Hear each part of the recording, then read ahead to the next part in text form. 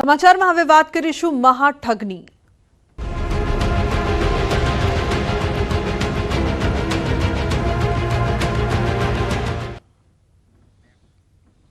તો સાબરકાંઠામાં BZ group કૌભાંડ કેસમાં તપાસ સીઆઈડી ક્રાઇમની ટીમ પ્રાંતિજ પહોંચી। પ્રાંતિજ પોલીસ સ્ટેશને ફરિયાદીની રજૂઆત સંભળાવશે। પ્રાંતિજ પોલીસ મથકે સુરેશભાઈનું નિવેદન લેવાનું શરૂ થયું છે। સુરેશભાઈએ બીઝેડ ગ્રુપમાં કર્યું હતું રોકાણ। તો મહત્વપૂર્ણ સમાચાર, બીઝેડ ગ્રુપ કૌભાંડ કેસમાં તપાસ છે તે થઈ રહી છે। સીઆઈડી ક્રાઇમની ટીમ હાલ પ્રાંતિજ પહોંચી છે, જ્યાં તપાસનો ધમધમાટ છે તે શરૂ કરવામાં આવ્યો છે। પ્રાંતિજ પોલીસ સ્ટેશને ફરિયાદી કરશે રજૂઆત। તો આ મુદ્દે સંવાદદાતા ઈશાન લાઈવ જોડાયા છે, તેમની પાસેથી વધુ માહિતી લઈએ। ઈશાન, જે પ્રકારથી હાલ પૂછપરછ થઈ રહી છે, તપાસ છે તે આગળ વધી રહી છે, હાલની શું અપડેટ છે આપની પાસે ઈશાન? લોકોના ચોક્કસ કે બીજેડ સ્કીમના કારણે છેલ્લા કઈ દિવસથી સીઆઈડી ક્રાઇમના દરોડા ચાલુ રહ્યા હતા અને ત્યારબાદ ઠેર ઠેર જે એમની દુકાનો છે, દુકાનો ઉપર તમામ જગ્યાએ અત્યારે હાલ તો શટર બંધ જોવા મળી છે। અત્યારે હાલ જે વાત કરીએ કે એક રોકાણકાર સામે આવ્યા હતા, પરંતુ એમનો આક્ષેપ છે કે પોલીસ ફરિયાદ નથી હતી। ત્યારબાદ અત્યારે ગાંધીનગરની જે ટીમો છે, ટીમો અત્યારે હાલ પ્રાંતિજ પોલીસ સ્ટેશન ખાતે પહોંચી ગઈ છે। દર્શકમાં જોઈ શકો છો તે પ્રમાણે અહીંયા જે ગાંધીનગર ટીમોના જે અત્યારે ગાડીઓ છે, ગાડીઓ પણ અહીંયા પડી છે અને અત્યારે હાલ અંદર નિવેદન ખાસ કરીને પ્રાંતિજ પોલીસ સ્ટેશન છે કે પ્રાંતિજ પોલીસ સ્ટેશન ખાતે અંદર અત્યારે હાલ તો જે રોકાણકારો છે તેનું નિવેદન લેવામાં આવ્યું છે। એક વ્યક્તિ તો જે છે કે તેમનું નિવેદન લેવાયું છે, આ ઉપરાંત અન્ય પણ એક વ્યક્તિ છે કે જેનું પણ થોડી વારમાં નિવેદન લેવામાં આવશે।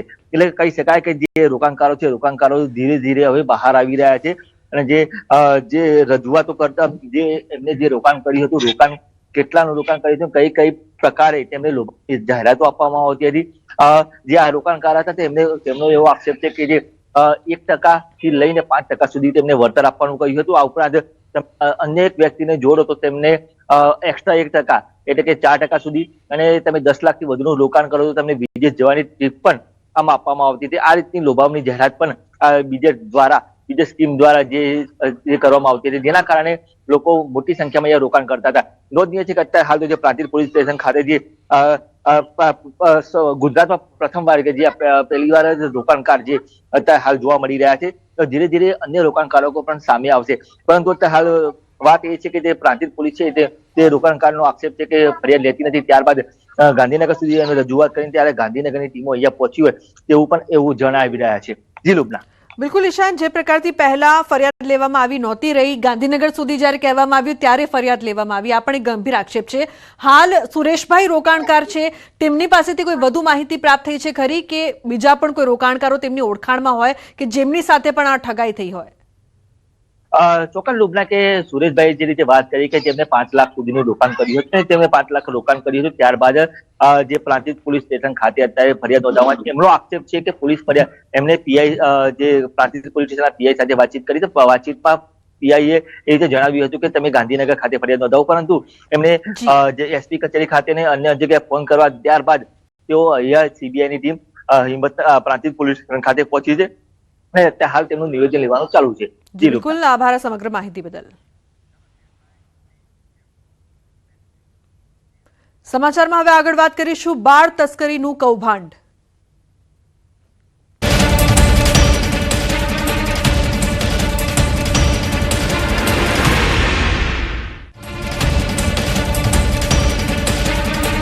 તો પાટણથી મહત્વપૂર્ણ સમાચાર, બાળ તસ્કરી મામલે દાટી દેવાયેલા બાળકની તપાસ તેજ કરવામાં આવી છે। ડોગ સ્ક્વોડ અને એફએસએલની ટીમ તપાસમાં જોડાઈ છે।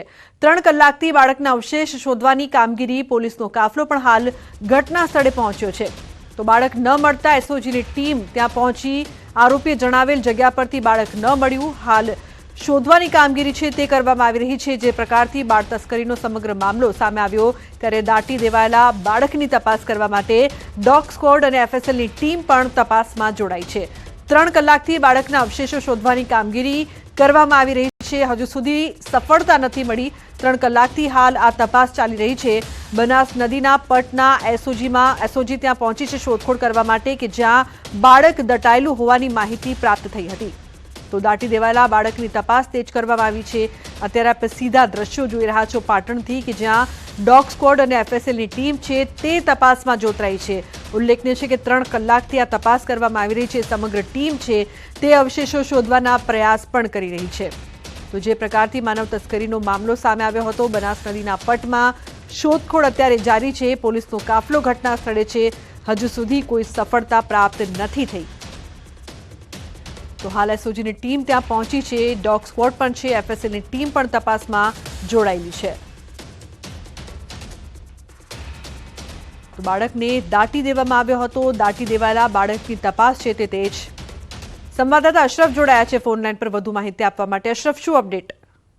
બિલકુલ લુબના, સમગ્ર ઘટનામાં બાળક ક્યાંક સુરેશ અને શિલ્પા ઠાકોર દ્વારા જે બનાસ નદી છે દાદર ગામ જોડે ત્યાં દાટવામાં આવ્યો હતો તેવી ઘટના એસઓજીને મળે છે. એસઓજી લગભગ 12 થી 12:30 સમય દરમિયાન નદીના પટમાં પહોંચી જાય છે અને ત્યાં જે આરોપી દ્વારા સ્થળ બતાવવામાં આવે છે ત્યાં ખોદકામ શરૂ કરે છે, પરંતુ સ્થળ પરથી એસઓજી પોલીસને કંઈ જ હાથ નથી આવતો. એટલે કે જે સ્થળે ખોદે છે ત્યાંની જી આભાર સમગ્ર માહિતી બદલ. તો અંબાજી મંદિરનો વિવાદ હજુ શમ્યો નથી. ત્યાં દત્ત શિખરનો વિવાદ પણ વકર્યો છે. તંત્રએ અંબાજી મંદિર, દત્તાત્રેય શિખર અને ભીડભંજન મંદિરનો કબજો લેતા વિવાદનો મતપૂડો છંછેડાયો છે. દત્ત શિખરમાં 2 ટ્રસ્ટીઓ હોવા છતાં તંત્રએ વહીવટદાર નિમ્યા હોવાનું સામે આવ્યું છે. હિમાંશુ ગિરી અને મહેશ ગિરી તેઓ બંને દત્ત શિખરના ટ્રસ્ટી છે તેવા પુરાવા તેમની પાસે હોવાનો દાવો કર્યો છે. તેઓ ગુરુ ગણપત ગિરીના 44માં શિષ્ય તરીકે વારસદાર હોવાનો દાવો કર્યો. તેમનું કહેવું છે કે તંત્રએ કોઈ પૂછપરછ કર્યા વગર વહીવટદાર નિમી દીધા. તંત્રના દાવાને ગેરકાનૂની ઠેરવ્યો છે. જ્યારે ગણપત બાપુની હયાતી હતી ત્યારે ગણપતગીરી બાપુનો હું શિષ્ય હતો, જેનું એને વીલનામું કરેલું છે. તેના મારી પાસે બધા પુરાવા છે. કઈ રીતના પુરાવા? આ રહ્યું વીલનામું. શું તેમાં કઈ રીતે તમને ટ્રસ્ટી બનાવ્યા? હા, કયા મંદિર? શું ઉલ્લેખ કરેલો છે? કયા ટ્રસ્ટી બનાવ્યા? હા, અંબાજી મંદિર, દત્ત શિખર અને નીલકંઠ મહાદેવ મંદિર, 3 મંદિર. અને આ જે વહીવટ તંત્રએ કાર્ય કર્યું છે તે ગેરકાયદેસર રીતે છે. અંબાજી મંદિરમાં 2 ટ્રસ્ટી હતા, તેમાંની એક ટ્રસ્ટીની અત્યારે હયાતી નથી, તો નાના પીર બાબા તરીકે હું હયાતી છે મારી, તો તેનો વહીવટ કરવાનો પૂરેપૂરો હક મને છે, જેની મને કોઈ પ્રકારની જાણ કરવામાં આવેલી નથી કે નથી સરકાર વહીવટ તંત્ર દ્વારા મને કોઈ પ્રકારની નોટિસ મળેલી નથી. તો દાહોદમાં ગેરકાયદેસર દબાણો પર થશે કાર્યવાહી. લીંબડીનગરમાં દબાણ દૂર કરવા અપાઈ નોટિસ. કાચા પાકા દબાણકર્તાઓને અપાઈ છે નોટિસ. 7 દિવસમાં જાતે દબાણ દૂર કરવા માટે નોટિસ. જાતે દબાણ દૂર નહીં કરે તો તંત્ર કરશે કાર્યવાહી. નોટિસને લઈને દબાણ કરનારાઓમાં ફફડાટ જોવા મળી રહ્યો છે.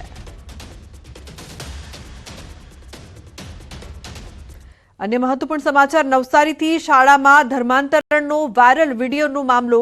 ધાર્મિક વયમનસ્ય ફેલાવવાના પ્રયાસમાં દંપતીની ધરપકડ કરાઈ. ખ્રિસ્તી સમુદાયના ધાર્મિક કાર્યક્રમમાં હિન્દુ દેવી દેવતાનું થયું હતું અપમાન. વિડીયો વાયરલ થતા હિન્દુ સંગઠનોમાં ફાટી નીકળ્યો હતો રોષ. જલાલપુર પોલીસ મથકમાં રામધૂન અને હનુમાન ચાલીસાનો પાઠ કરીને વિરોધ નોંધાવ્યો હતો.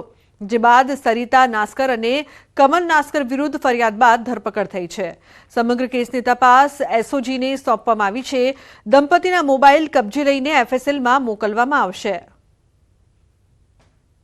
બારડોલી ગામના બાબલા ગામની અંદર એક સભા જેવું હતું કે જેની અંદર થોડી ધર્મ વિરુદ્ધની ટિપ્પણી કરવામાં આવેલી હતી, જેનો સોશિયલ મીડિયા ઉપર વાયરલ મેસેજ નવસારીની અંદર થયેલો, જેને લઈને જલાલપુર પોલીસ સ્ટેશનની અંદર ગુનો દાખલ કરવામાં આવેલો છે. લાગણી દુભાઈ તેનું, અને તેની અંદર સરિતા નાસ્કર અને કમલ નાસ્કર 2 વ્યક્તિઓની ધરપકડ કરેલ છે.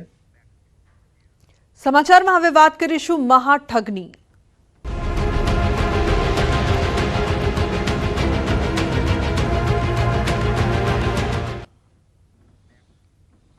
તો સાબરકાંઠામાં બીઝેડ ગ્રુપ કૌભાંડ કેસમાં તપાસ. સીઆઈડી ક્રાઇમની ટીમ પ્રાંતિજ પહોંચી. પ્રાંતિજ પોલીસ સ્ટેશનને ફરિયાદીની રજૂઆત સંભળાવશે. પ્રાંતિજ પોલીસ મથકે સુરેશભાઈનું નિવેદન લેવાનું શરૂ થયું છે. સુરેશભાઈએ બીઝેડ ગ્રુપમાં કર્યું હતું રોકાણ. તો મહત્વપૂર્ણ સમાચાર, બીઝેડ ગ્રુપ કૌભાંડ કેસમાં તપાસ છે તે થઈ રહી છે. સીઆઈડી ક્રાઇમની ટીમ હાલ પ્રાંતિજ પહોંચી છે, જ્યાં તપાસનો ધમધમાટ છે તે શરૂ કરવામાં આવ્યો છે. પ્રાંતિજ પોલીસ સ્ટેશને ફરિયાદી કરશે રજૂઆત. તો આ મુદ્દે સંવાદદાતા ઈશાન લાઈવ જોડાયા છે, તેમની પાસેથી વધુ માહિતી લઈએ. ઈશાન, જે પ્રકારથી હાલ પૂછપરછ થઈ રહી છે, તપાસ છે તે આગળ વધી રહી છે, હાલની શું અપડેટ છે આપની પાસે ઈશાન? લોકોના ચોક્કસ કે બીજેટ સ્કીમના કારણે છેલ્લા કેટલાય દિવસથી સીઆઈડી ક્રાઇમના દરોડા ચાલુ રહ્યા હતા અને ત્યારબાદ ઠેર ઠેર જે એમની દુકાનો છે, દુકાનો ઉપર તમામ જગ્યાએ અત્યારે હાલ તો શટરબંધ જોવા મળી છે. અત્યારે હાલ જે વાત કરીએ કે એક રોકાણકાર સામે આવ્યા હતા, પરંતુ એમનો આક્ષેપ છે કે પોલીસ ફરિયાદ નથી હતી. ત્યારબાદ અત્યારે ગાંધીનગરની જે ટીમો છે, ટીમો અત્યારે હાલ પ્રાંતિજ પોલીસ સ્ટેશન ખાતે પહોંચી ગઈ છે. દ્રશ્યોમાં જોઈ શકો છો તે પ્રમાણે અહીંયા જે ગાંધીનગર ટીમોના જે અત્યારે ગાડીઓ છે, ગાડીઓ પણ અહીંયા પડી છે અને અત્યારે હાલ અંદર નિવેદન છે. ખાસ કરીને પ્રાંતિજ પોલીસ સ્ટેશન છે કે પ્રાંતિજ પોલીસ સ્ટેશન ખાતે અંદર અત્યારે હાલ તો જે રોકાણકારો છે તેનું નિવેદન લેવામાં આવ્યું છે. એક વ્યક્તિ તો જે છે કે તેમનું નિવેદન લેવાયું છે. આ ઉપરાંત અન્ય પણ એક વ્યક્તિ છે કે જેનું પણ થોડી વારમાં નિવેદન લેવામાં આવશે. એટલે કહી શકાય કે જે રોકાણકારો ધીરે ધીરે હવે બહાર આવી રહ્યા છે અને જે રજૂઆતો કરતા એમને જે રોકાણ કર્યું હતું, કેટલાનું રોકાણ કર્યું હતું, કઈ પ્રકારે તેમને જાહેરાતો આપવામાં આવતી હતી.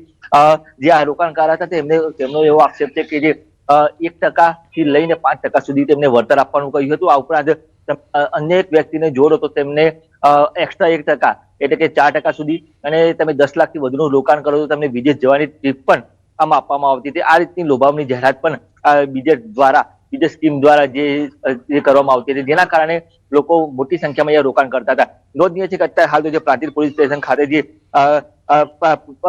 ગુજરાતમાં પ્રથમવાર કે જે પહેલી વાર રોકાણકાર જે અત્યારે હાલ જોવા મળી રહ્યા છે, તો ધીરે ધીરે અન્ય રોકાણકારો પણ સામે આવશે. પરંતુ અત્યારે હાલ વાત એ છે કે જે પ્રાંતિજ પોલીસ છે તે રોકાણકારનો આક્ષેપ છે કે ફરિયાદ લેતી નથી. ત્યારબાદ ગાંધીનગર સુધી અમે રજૂઆત કરીને ત્યારે ગાંધીનગરની ટીમો અહીંયા પહોંચી હોય તેવું પણ એવું જણાવી રહ્યા છે. જી લુબના. બિલકુલ ઈશાન, જે પ્રકારથી પહેલા ફરિયાદ લેવામાં આવી નહોતી રહી, ગાંધીનગર સુધી જ્યારે કહેવામાં આવ્યું ત્યારે ફરિયાદ લેવામાં આવી, આ પણ એક ગંભીર આક્ષેપ છે. હાલ સુરેશભાઈ રોકાણકાર છે, તેમની પાસેથી કોઈ વધુ માહિતી પ્રાપ્ત થઈ છે ખરી કે બીજા પણ કોઈ રોકાણકારો તેમની ઓળખાણમાં હોય કે જેમની સાથે પણ આ ઠગાઈ થઈ હોય?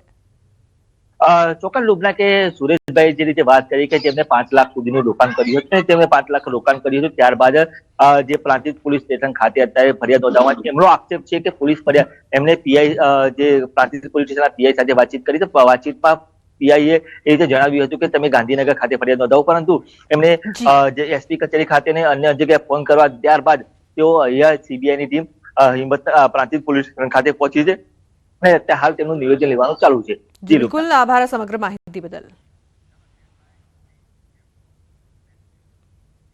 સમાચારમાં હવે આગળ વાત કરીશું બાળ તસ્કરીનું કૌભાંડ.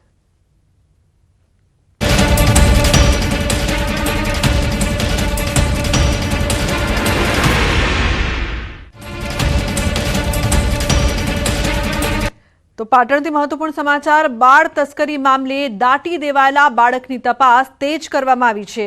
ડોગ સ્ક્વોડ અને એફએસએલની ટીમ તપાસમાં જોડાઈ છે. 3 કલાકથી બાળકના અવશેષ શોધવાની કામગીરી, પોલીસનો કાફલો પણ હાલ ઘટના સ્થળે પહોંચ્યો છે. તો બાળક ન મળતા એસઓજીની ટીમ ત્યાં પહોંચી.